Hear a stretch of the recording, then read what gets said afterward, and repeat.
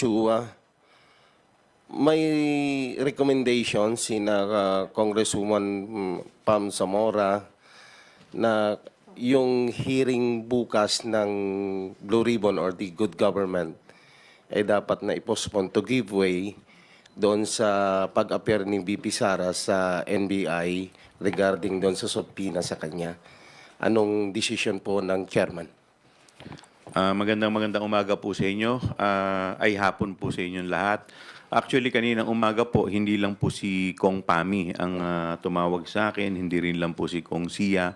Marami pong mga miyembro ang nagtumawag po sa akin patungkol po dito sa issue na to. Kaya po kami po kanina ay nagdesisyon na i-postpone yung committee hearing for tomorrow to pave way sa investigasyon po ng NBI nang sa ganun ay hindi naman po kami nagagamit bilang excuse para masagot po yung complaint po dito dahil naniniwala po kami ito pong issue sa NBI ay napakahalaga at ito po ay it concerns national security. Kaya kami po ay nagdesisyon na i-postpone po muna ang committee hearing for tomorrow. Dagdagan ko lang din. Don't get the committee wrong, no. These are both equally important na proceedings, especially itong hearings din natin in aid of legislation. Pero napaka-importante din po na masagot po yung mga tanong at kaukulang investigasyon po ng NBI. Kasi hindi naman po biro to. These are grave threats. Sabi nga po ni Chair, national security is at stake. And nakakabahala po, saka nakakatakot. Ako nga po mismo natatakot nung narinig ko po yung mga threat na ganun. So, dagdag ko lang po. Salamat. Well, ayaw nating maging rason, no? Or maging hadlang ang komite, gawing rason ang hearing ng Blue Ribbon Committee para hindi harapin ni Vice President Sara, lalong-lalo na yung subpoena sa kanya ng NBI. Dahil napakalaking usapin ito, lalong-lalo na patungkol sa national security ng ating bansa. Dahil nakita naman natin na talagang pinagbantaan niya ang buhay ng ating presidente, ang ating buhay ng ating speaker, ang buhay ng ating first lady. At lalong-lalo na may mga kaso pa siya na kailangan niyang harapin, no? So, talagang tama din yung naging desisyon, no, ni Chairman Joel na ipagpaliban yung hearing bukas and harapin ni VP Sara yung mga reklamo at saka yung mga issue sa kanya, no, at mga kaso na kailangan niyang harapin sa NBI.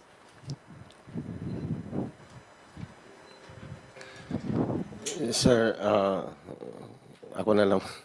Sir, nakarating na ba sa House leadership yung sinasabing report na mismong si President Marcos? I-quote ko na lang po yung kumalat na mga text messages. In the larger scheme of things, Sara is unimportant, so please do not file impeachment complaints.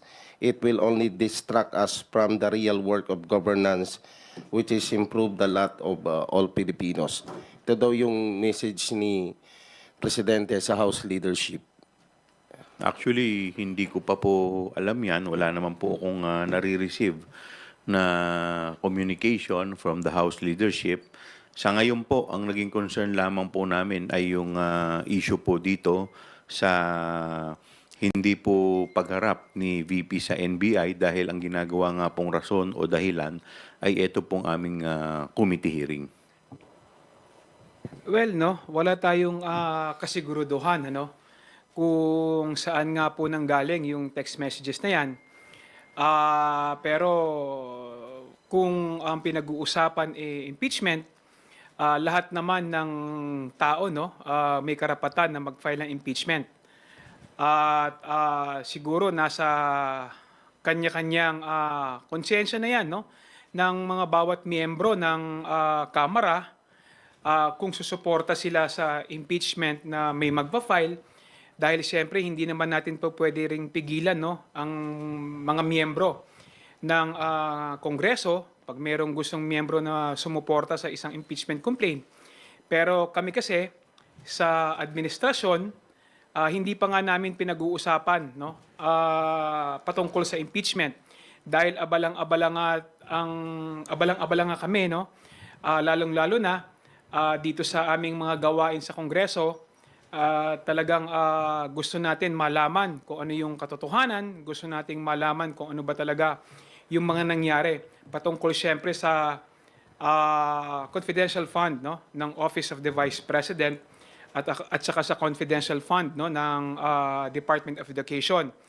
At nakikita rin natin na abala din kasi yung ating mga enforcement agencies, so katulad ng DOJ, NBI, no, mga kapulisan sa pag-iimbestiga kung may nilabag bang batas, no, ang ating Vice Presidente, lalong-lalo na sa technical malversation, kung may nilabag ba siyang plunder, kung may nilabag ba siya sa Anti-Terrorism Act, no. So tingin namin yun ang mas importante na kailangang bigyan ng importansya yung mga reklamo na yon sa ating Vice Presidente. Ngayon po ang panahon na pinakamadami pong ganyan, yung mga balibalita sa mga maririnig natin na kung ano-anong sinabi ng ganito, balita ni ganito. But as you can see in the House of Representatives, hindi naman po kami nalihis. Hindi rin po kami natamaan ng mga iba't ibang diversionary tactics. Kahit na marami pong balita sa labas, marami pong noise coming from the outside, the House of Representatives has been very consistent that we were focused on issues of legislative inquiry, issues po dito sa mga hearings natin. And we will continue to do that, no? Siguro po kailangan ma-verify din po yung mga kumakalat na information na yon. But as far as the House is concerned, as far as kasama po namin si Chairman Joel, nakafocus po kami dun sa mga iba't ibang hearings, hindi lang po sa Blue Ribbon, but also the Quadcom. So, yun lang po. Salamat. Thank you. Next question from Sandro Chona from Billionarian, then followed by Marian Enriquez from TV5.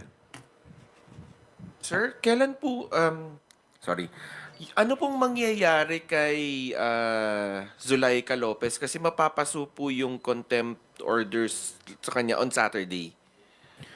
Well, actually, humihingi pa kami ng update sa SAA, sa Sergeant at Arms, para ma-verify po yung talagang health condition ni Attorney Lopez. Once na nakatanggap na po kami, that's the time na pag-uusapan po namin at pagdidesisyonan po ng mga komite kung ano po ang aming gagawin. So sir, pwede siyang ma-release na on Saturday or tuloy-tuloy lang po siya doon sa VMMC? Well, sa ngayon, hindi pa namin napag-uusapan yan.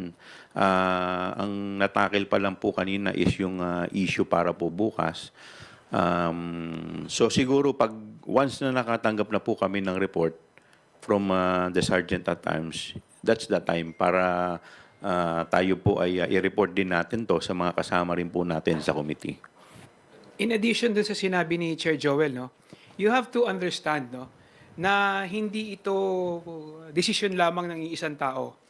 Kailangan pagdesisyonan din ito ng isang buong komite, which is the Blue Ribbon Committee.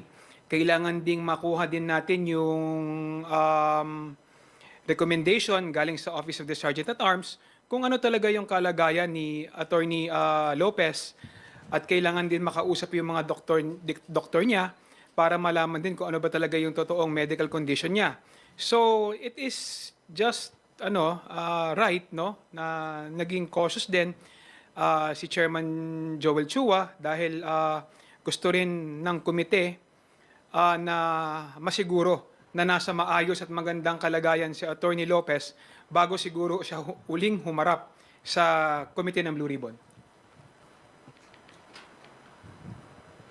Thank you, Sandro. Marian? Natanong na ba? Sir, sorry, natanong na ba kung kailan po i-schedule itong ating good government hearing? Sa ngayon, wala pa. Chine-check pa namin yung schedule.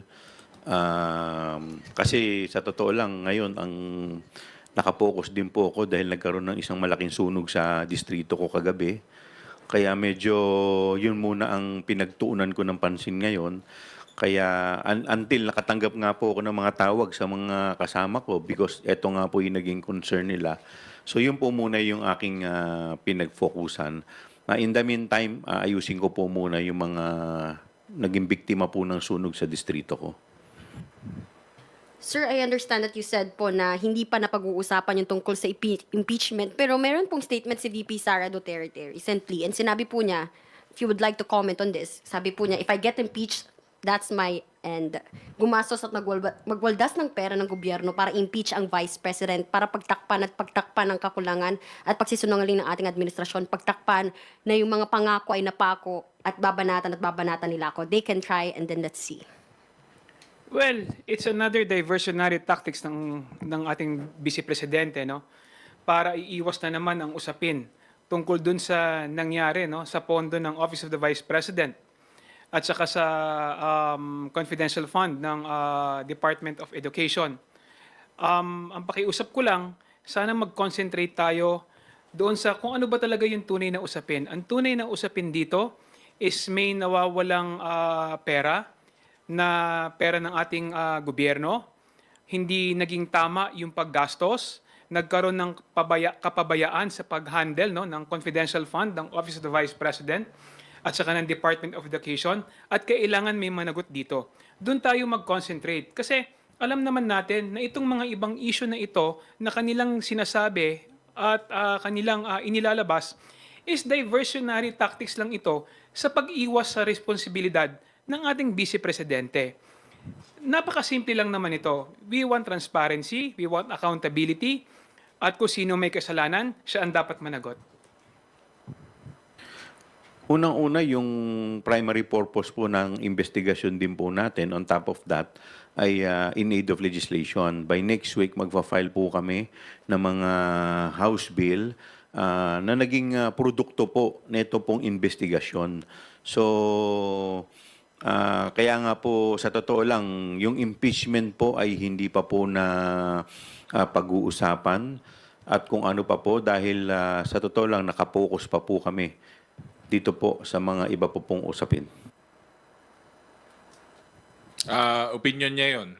At kami naman po dito, yung katotohanan at pagtuloy po ng hearings ang aming tinitignan dahil yun po ay utang namin sa taong bayan. So we will stick with that and we will still continue po kung anong trabaho na ginagawa namin dito sa House of Representatives. Sir, she also made another statement po regarding naman po doon sa planong pag-file ng violation nga po on anti-terrorism law. Ang sabi po niya, sinusubukan daw po nila to reach yung aking properties, yung assets niya, yung violation nga raw po nito ay ginawa nila kay Kong Arnie Teves. They are doing the Arnie Teves playbook. Your comments. Well, again, no, this is another a statement of the Vice President na sana pag-isipan niya mabuti, no? Dahil iniisip niya there is a grand scheme na pinagtutulungan siya. Pero actually, ito yung resulta ng kanyang mga pinagagagawa, no, at pinagsasabi. Although sa nakikita ko, no, ito personal na opinion ko. Nakita naman natin yung yung batas na ipinasa nila sa terrorism, no? At talagang nakita naman natin na meron siyang violate doon. Pero kailangan nating hayaan, no, na ang Department of Justice, ang NBI at ang ating mga law enforcement unit na mag-imbestiga kung talagang may nilabag ang ating Vice Presidente. At kung nakita nila na may nilabag, nararapat lamang na filean talaga siya ng kaso. Kasi may nilabag siyang batas, kailangan siyang pananagutin. Dagdagan ko lang si Kong J, no? Hindi ito playbook ng ibang tao. Playbook niya ito. Kasi siya lang po nagtangkang gumawa na tangkain na patayin ng ating Pangulo, ang First Lady, at ang ating Speaker.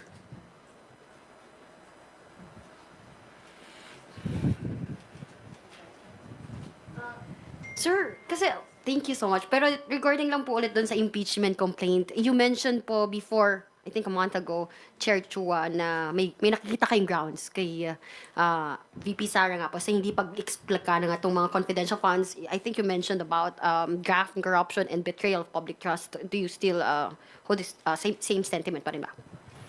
Kasi natanong po sa akin yan sa isang interview kung may ground. So, base po sa aming investigasyon, maliwanag naman po yung ground. Ang tanong lang naman po dyan kung ito po ay itutuloy. Tutuloy po ba, sir? Sa ngayon, wala pa nga po na pag-uusapan, kagaya po na ng binanggit ko. Kaya nga nagugulat po kami kung saan po nanggagaling yung mga ganyang salita. Dahil unang-una, syempre, alam naman po natin yung sitwasyon ngayon. By next year, election na. So, lahat busy.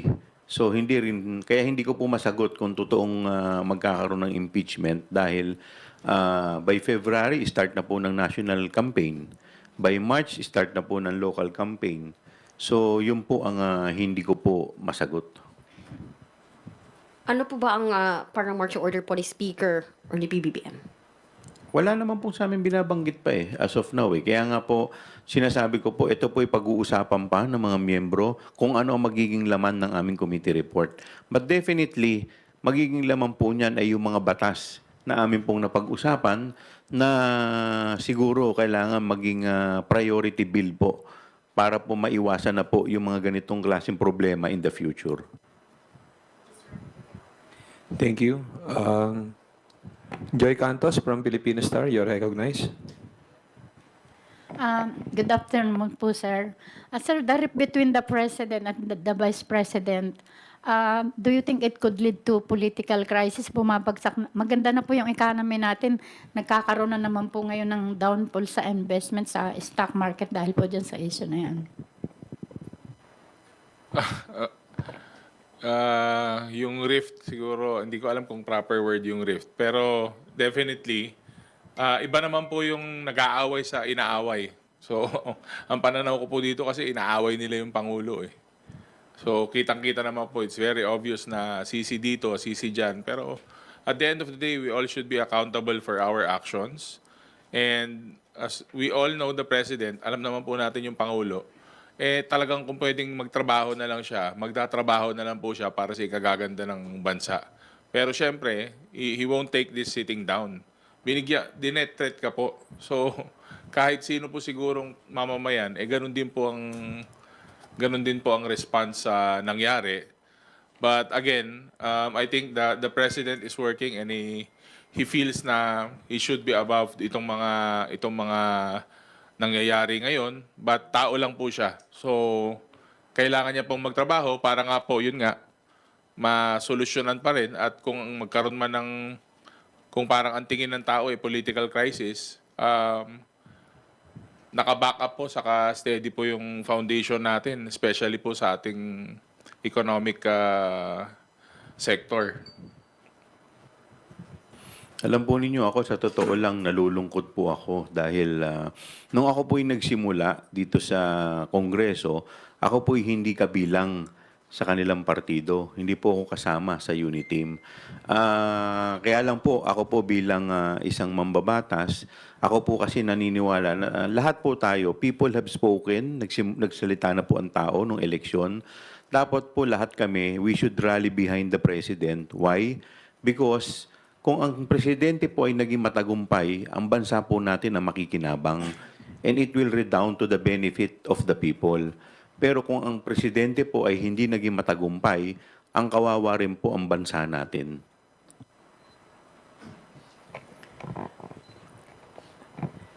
Nagsimula lang naman lahat ng kaguluhan na ito noong mangarap ang ating Vice Presidente na maging presidente ng maaga. Nung mangarap ang former president na paupuin yung kanyang anak na maging presidente kaagad. Doon naman nagsimula lahat ng ito.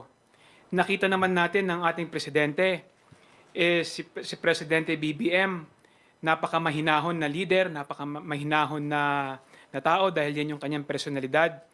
Hindi pumapatol sa kahit anumang usapin na tingin niya makakasakit, no, sa ekonomiya ng ating bansa. Nakita naman natin ang pagtatrabaho ng ating presidente kasama ng ating speaker. Wala silang ibang gustong mangyari kundi umangat, no, ang kabuhayan ng ating mamamayan. Kung wala lang sanang maagang nangarap, wala lang sanang maagang nag-ambisyon na maging presidente, tahimik naman ang lahat, no? So, yung mga nangyayaring usapin na ito ngayon, alam naman natin pare-parehas kung ano yung pinagmulan, no? Vice President, yun daw sinabi po niya ay ano lang, conditional threat without place. OA daw po yung mga nagre-react. Actually, wala naman pong conditional threat sa batas. Ang threat is a threat. So, kung ano man po, tsaka lahat naman po tayo siguro napanood natin. So, medyo disturbing po talaga. At tsaka talagang worries. Nakakaano po talaga, nakakabahala po talaga yung mga binitawan na salita. Kaya nga po kami po sa mga kasama po natin dito sa committee, ito'y binibigyan namin ng top priority. Dahil buhay po ng Pangulo ang nakataya dito. Nag-prepare po ng military junta kasi between the President and the Vice President, meron pa rin pong sumusuporta sa, nakikisimpatize sa Vice President, although maliit lang na portion sa among the junior officer po ng AAP. Yung pong smoldering hatred niya, do you think it could fuel rebellion? Kasi po in other countries kasi yung massive na mga ganyang issue po ay lumalaki. Opo, yung mga resentment, pero although dito wala namang gano'n po maliban lang dun sa mga ka-DDS. Well, naniniwala tayo sa professionalismo ng ng ating armed forces. At nakikita naman natin 'yan sa mga sinasabi, no, ng ating sa mga sa liderato ng armed forces na dapat hindi sila idinadamay, no, sa away politika dito sa ating bansa. They are here to protect the people, they are here to protect the Constitution, ano? At sana i-spare na lang natin sila sa mga ganitong klaseng usapin at wag na lang natin silang idamay, no? Katulad ng mga binitawang salita ng ating former president na talagang alam natin na mali at hindi katanggap-tanggap at nakakapagbigay ng ng dibisyon, no, sa ating bansa. So, nagpapasalamat ako sa leadership ng military, sa kanilang profesionalismo, at talagang sana ipagpatuloy nila yung pagtatanggol sa konstitusyon at pagtatanggol sa ating mamamayan. Noong isang araw po, napakinggan ko po yung statement ng dating PIDEA chief, si Colonel Junicio ba yun? Maganda po yung kanyang sinabi na ang mga military po, ang kanila pong loyalty ay nasa konstitusyon. Ako po'y naniniwala na hindi naman po sila magpapagamit sa politika at lahat naman po ang mga military natin ngayon, ako po'y naniniwala ay mga professional. At the end of the day, ako po ay malaki po ang tiwala namin na ito po ay hindi mangyayari. Thank you. Sandro Chona from Billionaire TV. Sir, follow-up lang ako. Sir, ano pong thoughts ninyo as lawmakers na merong civil society, merong civil groups who would want to file impeachment complaint versus VP Sara? Kagaya po ng kaninang binanggit ni Congressman Jay Kong Hoon na lahat naman talaga ay karapatan nito eh. At the end of the day, siyempre, lahat ang mga opinion ng bawat isa, bawat sektor, dapat respetuhin po natin. Again, dapat nating irespeto yung karapatan ng ating mamamayan, no, na mag-file ng impeachment o ng reklamo sa kanilang mga opisyales, including po sa ating Vice Presidente. Hindi po natin ito kailangan saklawan at kailangan din nating igalang kung meron man sa Kongreso, no, na miyembro ng Kongreso na mag-i-endorso nito. Pero kung kami tatanungin ninyo kung meron bang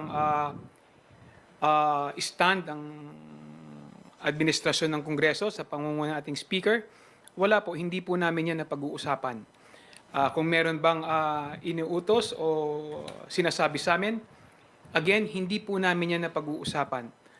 Ang isa lang ang importante sa amin, no, magawa ang aming responsibilidad, matapos ang aming hearing, makapagpagawa kami ng committee report, no, sa pamumuno ni Chairman Joel, at makapagpasa kami ng mga batas na kung saan mas mapoprotektahan yung paggastos, no, sa confidential fund ng bawat ahensya. Kasi naniniwala po kami na hindi na ito dapat maulit, no? At dapat magkaroon tayo ng safeguard, lalong-lalo na sa paggamit o sa pag-disburse, no, ng mga confidential fund ng kahit anong departamento ng ating pamahalaan. Wala. Sa kadagdagan ko na rin lang, syempre constitutional na duty namin yan as legislators. At kung meron mang maihain or wala, kailangan, syempre pag may naghain, kailangan naming actionan. Either we approve it or we don't. Yes. Thank you. So, sirs, hindi po kayo magpapadala kasi with all that happened exactly last week, diba ganitong araw yan last week, hindi po kayo magpapadala dun sa emosyon, sa seemingly pambabastos as an institution sa Kongreso? Nagbigay naman po kami ng reaction during the previous na press con na syempre, hindi kami sang-ayon dun sa mga nangyari. Ngunit, sabi ko nga, baka this is a bigger diversionary na tactic. So, kami po sa komite with our chairman, talagang nakafocus po kami sa issues pero syempre, nakakabahala, nakakatakot, sabi ko nga, na aabot sa ganung punto.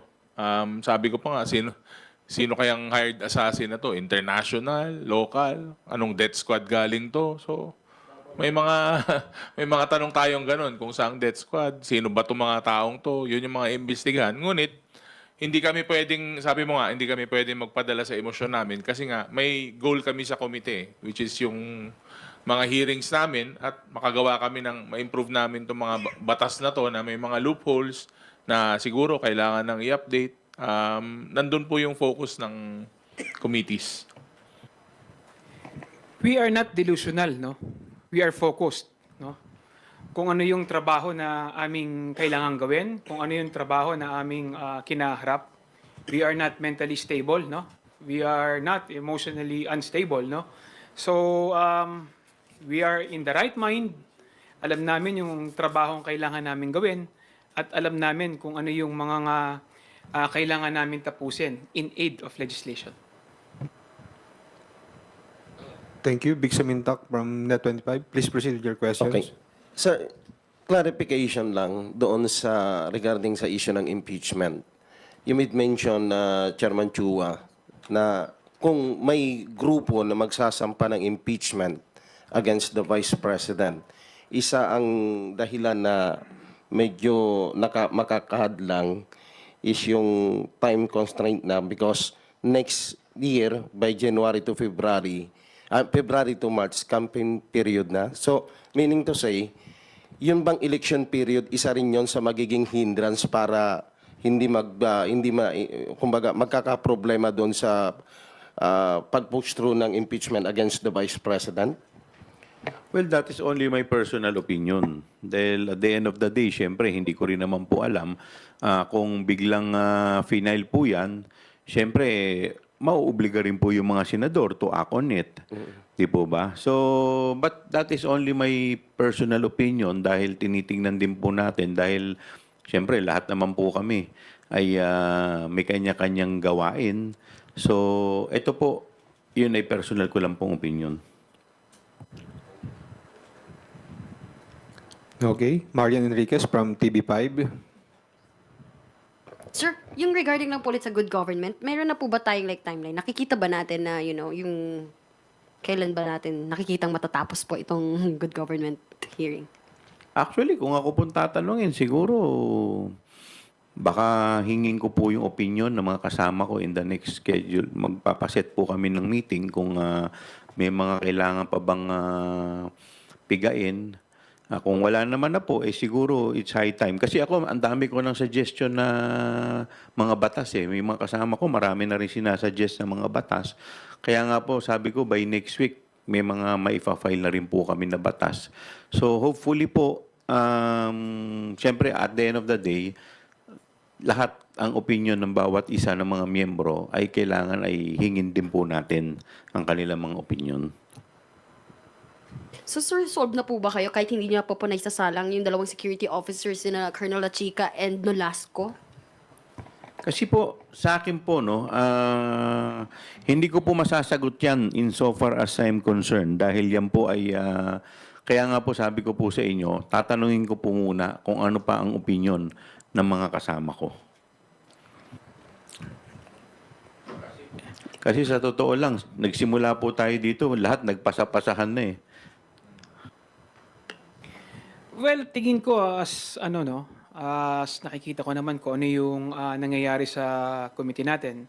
Siguro kung tatanungin niyo kung gaano katagal, siguro may mga isa o dalawa o isa na na hearing pa na magaganap no para siguro makita natin yung kung ano talaga yung nangyari. Nakakalungkot lang dahil talagang pinipilit nilang itago no kung saan napunta yung yung pera at saka yung responsibilidad regarding sa pagkukulang sa pag-iingat ng pera ng ating pamahalaan. So it's up to the committee. Tama naman si Chairman Joel. Kailangan pagdesisyonan niya ng bawat miyembro at yung aming committee report kailangan isubmit sa plenaryo. At kailangan din naming magpasa ng ng batas para siguraduhin na itong mga nangyayaring pagkukulang, itong nangyaring korupsyon regarding sa confidential fund ng Office of the Vice President at saka ng Department of Education hindi na maulit. Sir, clarify lang. You mentioned earlier po, doon sa start pa lang po ng press con natin na pinopostpone po natin yung good government hearing tomorrow to pave the way for the NBI investigation. Nang sa ganun, ay hindi kami nagagamit bilang excuse para masagot ang complaint dito. Yun nga yung invitation kay VP Sara. What made you say po na nagagamit po kayo? Kasi di po ba nagkaroon po siya ng press con at sinasabi niya kaya hindi siya pupunta bukas sa NBI dahil meron daw po siyang committee hearing na atenan. Kaya nga po, yun nga po yung pinarating sa akin ng mga kasama ko na para ang nangyari kami pa ang nagiging dahilan para o nagiging excuse para po hindi siya maka-attend. Now, to pave way, para hindi naman po, kasi alam po ninyo yung issue po dun sa NBI ay mabigat po. It concerns national security po. Kaya po, kami po ay magbibigay po kami nang sa ganun ay hindi na po kami magamit na dahilan para hindi po siya makarating bukas. Any message po to VP Sara Duterte?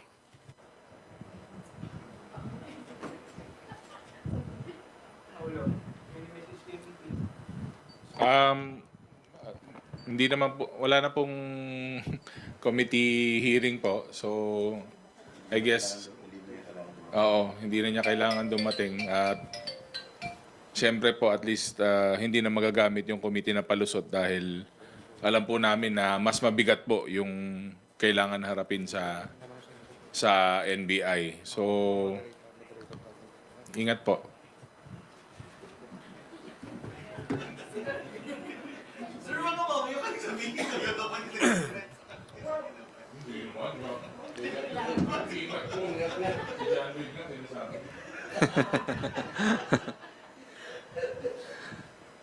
So sir, hindi pa po ito-terminate? Ito-terminate yung good government? Pinuspone lang namin yung hearing.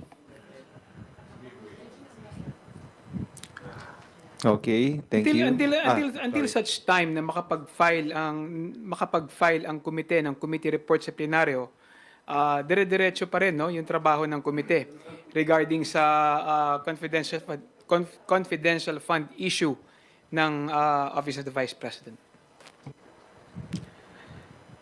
Thank you. If there are no further questions, we will conclude this press conference. We would like to thank again Chairman Chua, Chairman Konghun, and Deputy Majority Leader Ortega for joining us today. To everyone, magandang tanghali. Maraming salamat po sa inyong lahat.